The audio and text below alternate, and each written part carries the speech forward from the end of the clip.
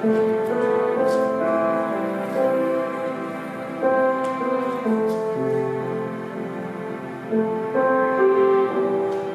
Bapak Ibu, kita bersyukur kalau hingga pada saat ini kita masih boleh beribadah kepada Tuhan. Walaupun Bapak Ibu ada dalam rumah masing-masing, kita percaya kasih Tuhan, kuasa Tuhan, jamahan Tuhan sanggup melawat dimanapun kita berada.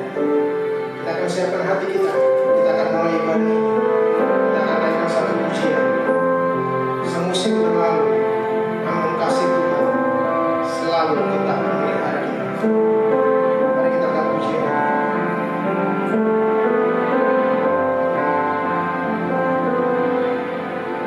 Semusim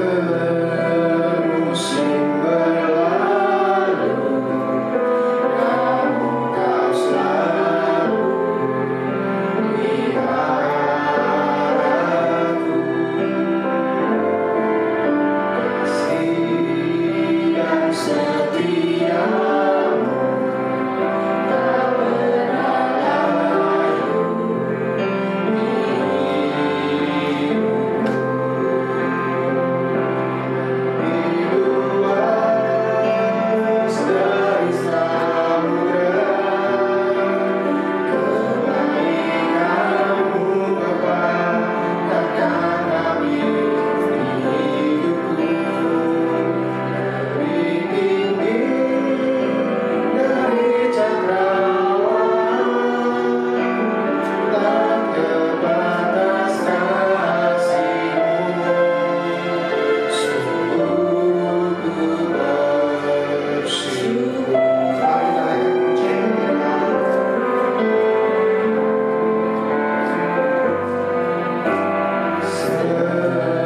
Semusim berlalu, namun Kau selalu meliharaku. Kasih dan setiamu tak pernah layu di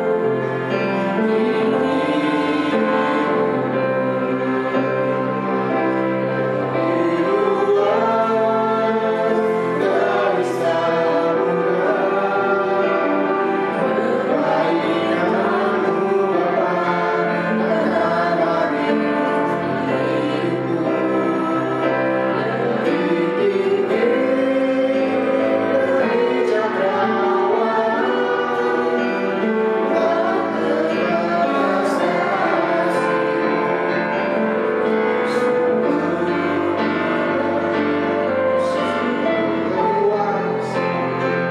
dari samudera, kebaikan-Mu Bapa takkan habis di hidupku.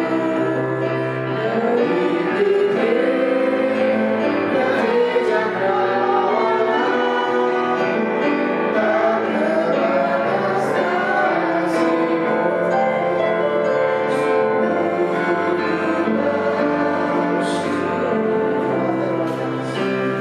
tak terbatas kasih-Mu. Tak terbatas kasih-Mu.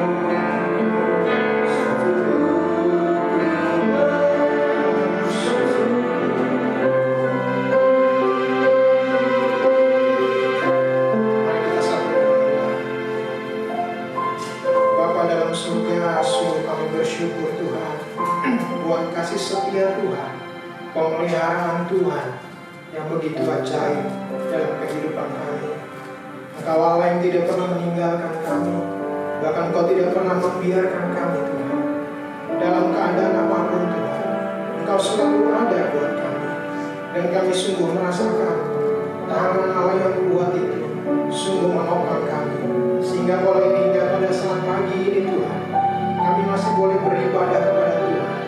Kami tahu ini semua hanya karena kemurahan dan kasih setia Tuhan. Kami berdoa Tuhan, biarlah ibadah pagi hari ini boleh sungguh menyenangkan hati Tuhan. Tuhan melawat dimanapun kami berada, walaupun kami di rumah masing-masing Tuhan, kami percaya lawatan Tuhan nyata bagi kami. Kami dikuatkan pagi hari ini. Setiap ujian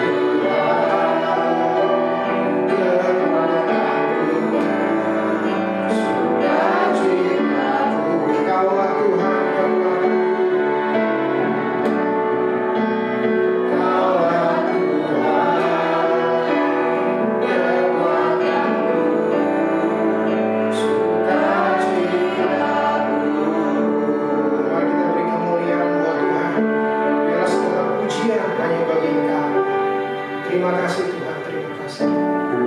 Kini tiba saatnya kita akan mendengarkan firman Tuhan yang akan disampaikan oleh hamba-Nya. Kita percaya bahwa hanya firman Tuhan yang menjadi kekuatan buat kita. Hari-hari ini, di mana begitu banyak pergumulan yang mungkin kita hadapi, tapi kita percaya mukjizat Tuhan, pertolongan Tuhan selalu ada bagi kita, selalu ada bagi umat. Mari kita nyanyi pujian.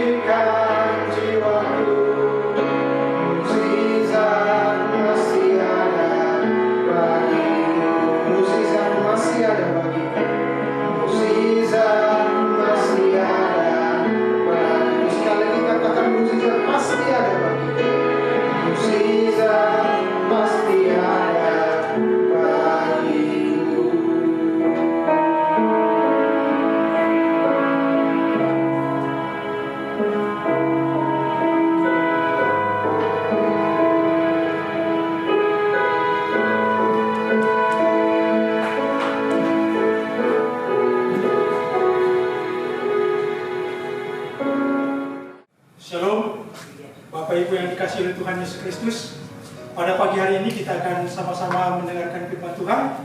Sebelum kita mendengarkan firman Tuhan, mari kita bersatu dalam doa.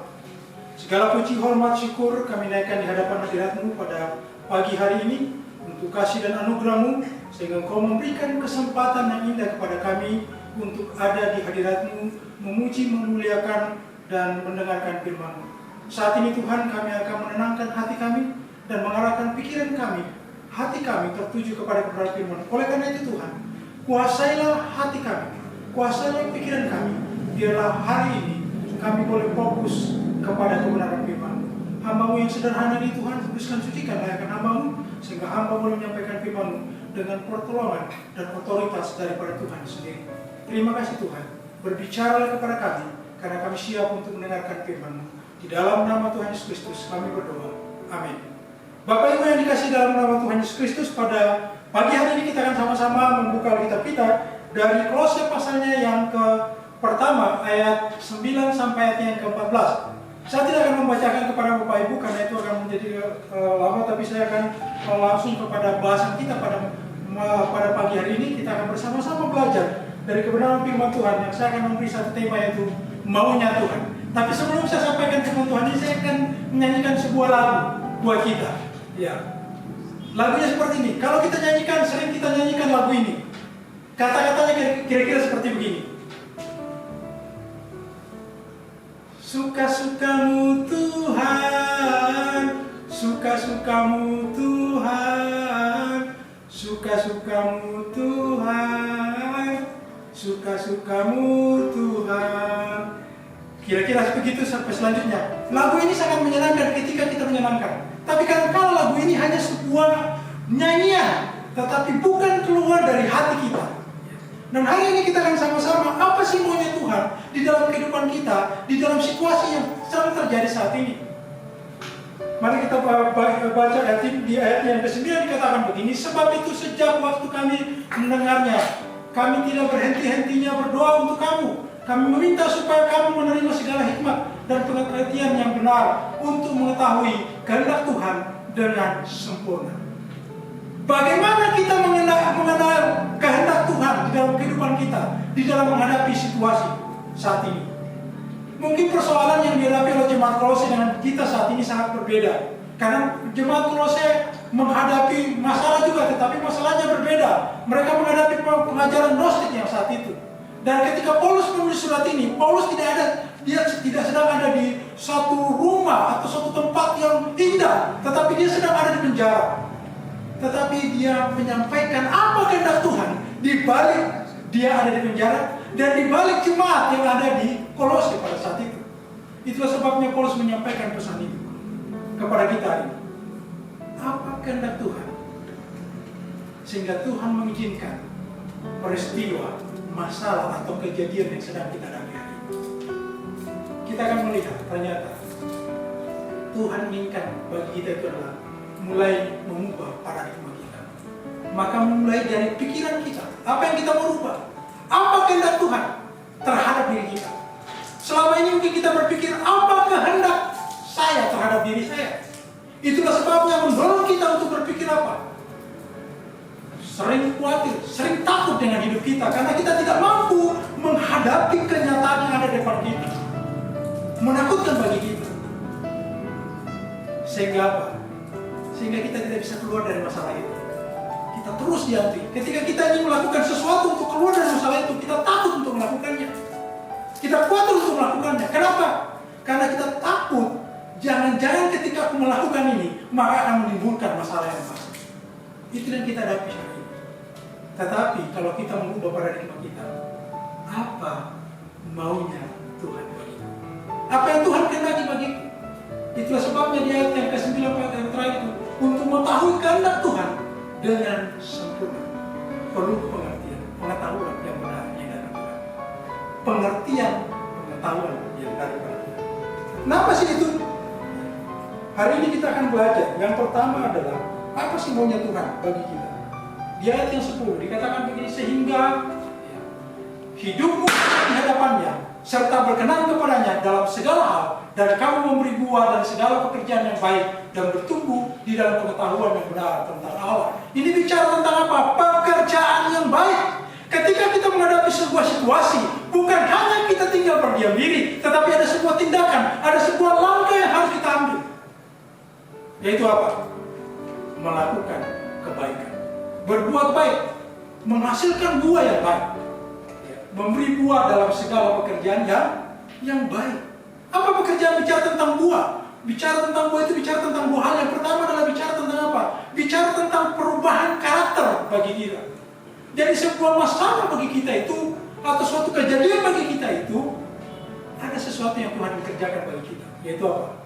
Pertama adalah Tuhan ingin supaya kita mulai mengoreksi karakter kita. Apakah karakter kita terkenal di hadapan Tuhan atau menyenangkan Tuhan? Atau tidak? Dan yang kedua adalah bicara tentang apa? Menghasilkan. Menghasilkan buah itu bicara tentang apa? Yang kedua itu adalah bicara tentang jiwa. Marilah kita sama-sama membawa jiwa bagi Tuhan. Ada banyak orang-orang di luar sana yang membutuhkan Tuhan. Mari kita sampaikan kebenaran firman Tuhan itu, bahwa keselamatan hanya di dalam Yesus Kristus. Itulah sebabnya Paulus nggak pernah takut, nggak pernah khawatir dengan hidupnya, karena dia tahu dia punya keselamatan yang pasti bagi dia. Walaupun dia di penjara dan sedang menantikan eksekusi mati bagi dia itu tidak menantikan bagi dia. Itulah Paulus. Itu yang kita kerjakan. Lalu yang berikutnya di ayat yang masih ayat yang 10 di bagian berikutnya itu, bertumbuh dalam pengetahuan yang benar tentang Allah. Yang kedua adalah yang Tuhan kehendaki bagi kita di dalam situasi-situasi saat ini adalah apa? Kita mengenal Tuhan secara pribadi. Bapak Ibu, kalau saya tanya hari ini kita mau mengenal, kalau kita tanyakan siapa itu Tuhan bagi kita, maka mungkin kita akan berpikir sejenak. Tetapi kalau saya bertanya kepada Bapak Ibu, corona itu apa? Bapak Ibu langsung menjawab dengan baik. Kenapa? Karena Bapak Ibu sering membaca, mendengar, dan sering mengomongkan tentang corona. Bagaimana corona itu menimbulkan ketakutan. Dan bahkan detailnya, saya nggak terlalu tahu karena saya kurang sering mendengar berita, jadi saya nggak tahu banyak tentang corona. Tetapi kita lebih banyak tahu, bahkan bagaimana mengatasinya dan sebagainya. Bahkan akhirnya membuat diri kita takut dengan itu. Nah saat ini, melalui firman Tuhan hari ini, kita diajar untuk apa? Mengenal siapa Allah bagi kita itu. Jangan-jangan Allah bagi kita itu hanya sekedar ketika saya sakit, saya berdoa Tuhan sembuhkan. Ketika saya punya masalah, saya berdoa Tuhan jawab saya. Tidak. Allah itu siapa bagi kita? Dialah Allah penyelamat kita. Dialah Allah yang bertanggung jawab atas hidup kita. Itulah Allah bagi kita. Dan bagaimana cara kita mengenal Allah? Tidak ada cara lain. Caranya adalah bergaul dengan Dia, bersekutu secara pribadi dengan Dia. Ambil waktumu hari ini. Mungkin kita banyak di rumah hari ini. Ambil waktumu di rumah. Engkau bangun hubungan yang intim dengan Allah. Saya sering katakan apa sih dalam bahasa Alkitab itu tentang intim itu bicara tentang hubungan suami istri. Keintiman seperti itu. Ketika kau membangun keintiman dengan Tuhan, hubungan yang intim dengan Tuhan, maka kau akan rasakan ada sukacita, ada damai Allah yang mengalir di dalam kehidupan. Sehingga rasa takut itu, rasa khawatir itu akan pergi dari kamu. Mengenal Allah. Yang berikutnya adalah bersekutu secara pribadi. Yang kedua adalah bicara tentang apa? Belajar kebenaran firman Tuhan. Kesempatan hari ini kita diberi waktu untuk banyak di rumah untuk apa? Membaca, merenungkan firman Tuhan. Hanya dengan cara kalau kita mengenal Allah, hanya dengan cara membaca Alkitab itu kita bisa mengenal Allah. Yang kedua mengenal Allah itu melalui pengalaman pribadi kita dengan Allah. Melalui masalah yang kita hadapi, itu akan menjadi sebuah pengalaman pribadi kita dengan Allah. Sehingga lewat itu kita akan merasakan betapa dekatnya Allah itu di dalam kehidupan kita. Jadi jangan kita alergi ketika kita atau merasa bersalah ketika kita menghadapi masalah. Kok kenapa saya menghadapi masalah? Sedangkan si A, si B yang tidak mengenal Tuhan kok nggak punya masalah? Itu bukan urusannya itu. Tapi persoalannya adalah bagaimana cara Allah memperkenalkan dirinya kepada kita melalui setiap pergumulan persoalan yang sedang kita alami. Karena justru lewat itulah Tuhan ingin menyatakan dirinya kepada kita. Dan berikutnya kita akan bicara tentang apa? Bagaimana kita mengenal kehendak Tuhan bagi kita. Yang ketiga adalah di ayat yang ke-11 dikatakan begini. Dan dikuatkan dengan segala kekuatan oleh kuasa kemuliaannya untuk menanggung segala sesuatu dengan tekun dan sabar. Sadari, Tuhan kehendaki kita menyadari bahwa ada kuasa yang lebih besar dari segala kuasa yang ada di dunia ini. Itulah sebabnya kalau kita lihat kata ini memperbanyak ada kata pengulangan di situ. Dikuatkan, kekuatan. Oleh apa? Oleh kuasa. Kenapa harus pakai kata dikuatkan, kekuatan? Itu artinya adalah ada kuasa yang mengatasi segala kuasa yang ada di dunia ini. Kuasa siapa itu? Ialah kuasa Allah yang telah diberikan kepada kita. Kuasa Allah itu sudah diberikan kepada kita. Ketika kita percaya kepada Allah, percaya kepada Yesus, maka saat itulah kita diberikan kuasa itu kepada kita. Sehingga kita mampu menghadapi setiap persoalan, setiap pergumulan yang terjadi dalam kehidupan kita. Persoalan itu tidak akan pernah habis. Karena ketika setiap persoalan itu selesai satu, maka satu lagi akan muncul. Bahkan ketika satunya belum selesai, persoalan lagi muncul. Maka yang kita butuhkan di situ adalah apa? Ada kuasa Allah yang memampukan kita untuk bertahan sampai masalah itu selesai. Dan hanya kuasa Tuhan yang mampu mengalahkan itu. Kalau kita mengandalkan kekuatan kita tidak bakal mampu. Itu yang ketiga. Dan yang keempat adalah di ayat yang ke-12. Dan mengucap syukur dengan sukacita kepada Bapa yang melayakkan kamu untuk mendapat bagian dalam apa yang ditentukan untuk orang-orang kudus di dalam kerajaan Tuhan. Yang terakhir adalah mengucap syukur. Bapak Ibu, kenapa kita sering takut, sering khawatir?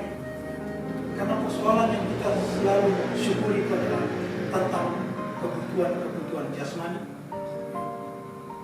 dan jiwa kita. Bukan bicara tentang kebutuhan rohani kita. Yang disampaikan oleh Paulus ini, Paulus mengucap syukur atas apa? Atas pekerjaan Allah di dalam kehidupan. Apa yang Tuhan kerjakan dalam hidupnya? Seringkali kita mengucap syukur, terima kasih Tuhan, Engkau sudah berkati hidupku. Tapi kalau Tuhan tidak berkati hidup kita, masih mampu nggak kita mengucap syukur?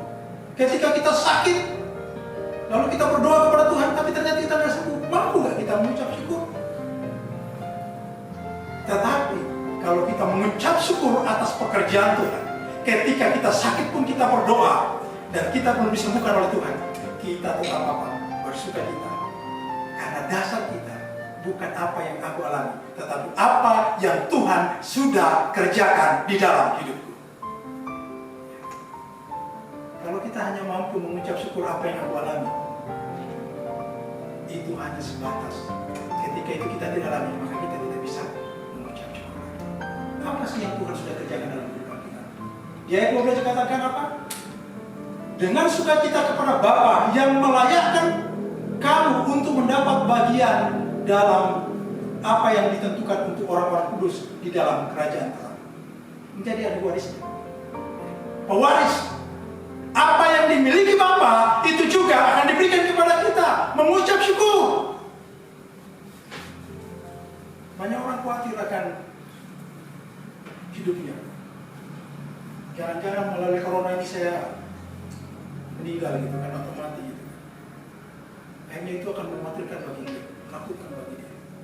Karena dia nggak sadar bahwa tujuan akhir kita bukan di sini. Tujuan akhir kita itu sementara. Tujuan akhir kita itu bersama dengan dia. Di mana? Itulah sebabnya diberikan apa? Yang melayakkan kamu untuk mendapatkan bagian dalam apa yang ditentukan untuk orang-orang kudus di dalam kerajaan Allah bersama dengan dia. Lalu yang berikutnya ayat 13 dikatakan, ia telah melepaskan kita dari kuasa kegelapan dan memindahkan kita ke dalam kerajaan anaknya yang kekasih. Memindahkan status kita yang tadinya orang yang harusnya dihukum, dibinasakan, sekarang apa? Dikasihi. Itu harusnya kita syukuri. Lalu yang terakhir itu apa yang kita syukuri di ayat 14. Di dalam dia kita memiliki penebus kita, yaitu pengampunan dosa. Sadari siapa kita yang hadir yang mendengarkan firman Tuhan saat ini, yang tidak melakukan dosa, yang tidak pernah berbuat dosa. 1 detik, kita balik, ya saya nggak berbuat dosa. 1 menit masih bisa, 1 jam masih bisa, 1 hari masih bisa nggak berbuat dosa. Tidak. Itulah sebabnya kita butuh pengampunan. Ketika engkau bersalah hari ini, datang kepada Dia, minta ampun kepada-Nya, karena Dia yang memberikan pertolongan. Jadi apa maunya Tuhan bagi kita hari ini? Ada 4 hal yang kita pelajari hari ini. Biarlah berkat firman Tuhan menguatkan meneguhkan kita untuk terus berada dalam panggilan-Nya. Mari kita berdoa. Terima kasih Tuhan, kami bersyukur kami sudah merenungkan firman. Biarlah firman ini menjadi kekuatan meneguhkan kami untuk terus mengikuti kehendak. Ampuni kami Tuhan kalau selama ini kami fokus kepada diri kami. Kami melakukan apa yang kami kehendaki, bukan apa yang Tuhan kehendaki bagi diri kami. Ampuni kami. Dan biarlah mulai hari ini kami mulai merenungkan apa sih yang Tuhan kehendaki bagi diri kami. Dan Tuhan sudah memberikan bagi kami. Biarlah terus menolong kami sehingga kami boleh mampu melakukannya. Terima kasih. Berkati jemaat-Mu saat ini mendengar, karena mereka dikuatkan ditemukan. Kalau mereka ada kekhawatiran, perasaan takut yang berlebihan, ingatkan bahwa ada kuasa Allah yang diberikan kepada kami, yang menguatkan, meneguhkan kami untuk menghadapi semua. Kami tidak takut karena ada kuasa Allah bersama kita. Terima kasih. Kami juga berdoa untuk balaskan kami terus memberkati dengan kekuatan Roh Kudus. Berkati semua jemaat Tuhan, kerjaan usaha mereka, biarlah dilindungi oleh Tuhan. Keluar masuk rumah mereka, dijaga oleh Tuhan, dilindungi oleh Tuhan. Sehingga apa yang mereka kerjakan diberkati oleh Tuhan. Terima kasih Bapak. Kami berdoa juga untuk bangsa dan negara kami. Kami berdoa untuk presiden kami, Tuhan Engkau berkati presiden kami bersama jajaran pemerintahan, dari pusat sampai ke pelosok. Tuhan Engkau berikan hikmat, khususnya di dalam menangani virus corona ini. Engkau berikan kebijaksanaan daripada Allah sehingga dia sanggup untuk melakukan tindakan-tindakan yang tepat di dalam mengatasinya. Berdoa juga Tuhan untuk masyarakat Indonesia, Tuhan Engkau memberkati mereka sehingga tidak panik dengan peristiwa ini, tetapi mereka mulai mencari Engkau dan menemukan wajah-Mu. Engkau berkati juga Tuhan bagi perawat, dokter yang merawat saudara-saudara kami yang terkena virus ini Tuhan. Engkau lindungi mereka, jagai mereka Tuhan. Engkau jagai keluarga mereka, jauhkan dari sakit penyakit sehingga mereka aman Tuhan di dalam nama Tuhan Yesus Kristus. Bahkan kami berdoa juga itu Tuhan yang sedang dirawat, yang sakit Tuhan. Mari Tuhan, tangan-Mu yang penuh kuasa itu dengan kehendak-Nya daripada Engkau. Engkau jamah, Engkau sembuhkan, pulihkan mereka Tuhan. Sehingga mereka juga memperoleh sukacita yang berada dan mengenal Engkau secara pribadi. Terima kasih Bapak. Kami serahkan semuanya di dalam tangan. Di dalam nama Tuhan Yesus Kristus kami berdoa dan bersyukur. Haleluya. Amin.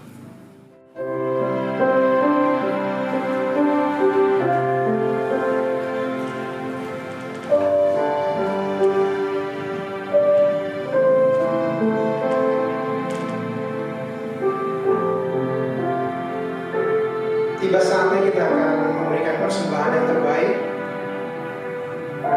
Kita akan siapkan persembahan kita, sebelumnya kita akan menaikkan doa untuk persembahan.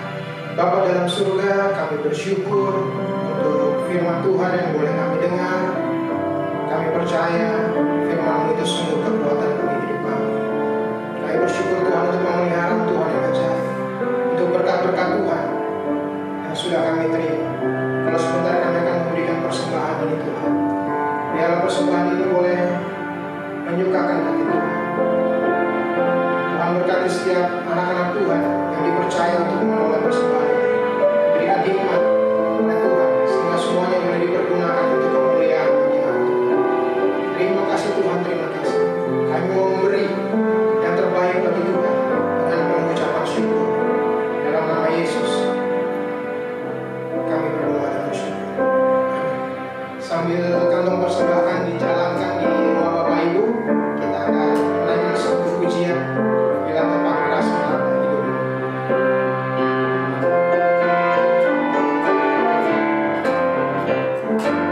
Bila tepat keras melanda hidupmu, bila putus asa dan hati lesu, berkat Tuhan satu-satu itulah.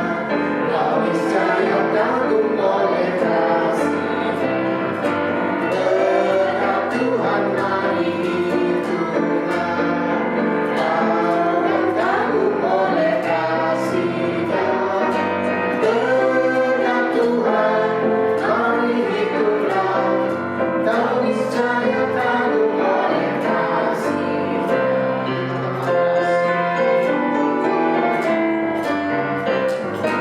Bila topan keras melanda hidupmu, bila putus asa dan hati lesu, berkat Tuhan satu-satu itulah.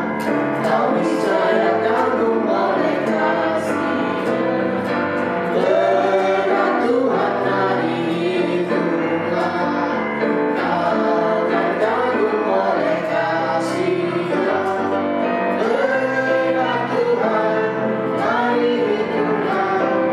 Kau niscaya kagum oleh kasih-Nya, kau niscaya kagum oleh kasih-Nya.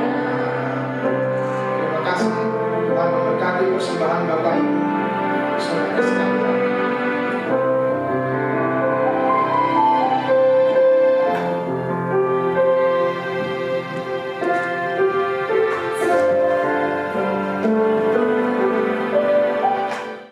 Jemaat Tuhan, saya persilakan untuk bangkit berdiri. Kita akan sama-sama menerima berkat dan daripada Tuhan. Mari kita bersatu dalam doa. Bapa, dalam nama Tuhan Yesus Kristus, di akhir ibadah kami pada pagi hari ini, kami ingin diberkati oleh Tuhan. Jemaat Tuhan, kekasih Tuhan, saya undang kita untuk mengangkat kedua belah tangan kita terima berkat daripada Tuhan. Tuhan memberkati engkau dan melindungi engkau. Tuhan menyinari engkau dengan wajah-Nya dan memberi engkau kasih karunia.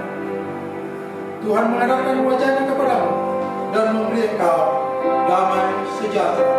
Amin. Bapak Ibu silakan duduk untuk bersaat teduh. Tuhan Yesus memberkati. Shalom.